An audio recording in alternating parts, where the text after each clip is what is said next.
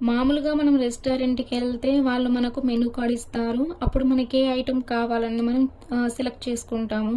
అలానే కియోస్క్ కూడా కొన్ని కొన్ని ప్లేసెస్‌లో ఉంటది. ఇది కూడా ఏంటి అనంటే ఒక టచ్ స్క్రీను. ఇందులో మనకు ఏ ఐటెమ్స్ కావాలనేది సెలెక్ట్ చేసుకోవచ్చు. ఇప్పుడు మనకు కాఫీ గానీ, టీ గానీ, మీల్స్ కానీ అవన్నీ అందులో ఉంటది. అది మనము స్క్రోల్ చేస్తూ ఉంటే ఎంత అమౌంట్, ఐటెమ్ ఒక ఇమేజ్ కూడా మనకు కనిపిస్తది. అండ్ నెక్స్ట్ మీడియం కావాలా, ఒకవేళ మీరు ఎగ్జాంపుల్ కాఫీ సెలెక్ట్ చేసుకున్నారనుకోండి, మీకు లార్జ్ కప్ కావాలా లేకపోతే మీడియం కప్ కావాలా అనేది అక్కడికి సెలెక్ట్ చేసుకుంటే దాని అమౌంట్ ఎంత అనేది పడుతుంది.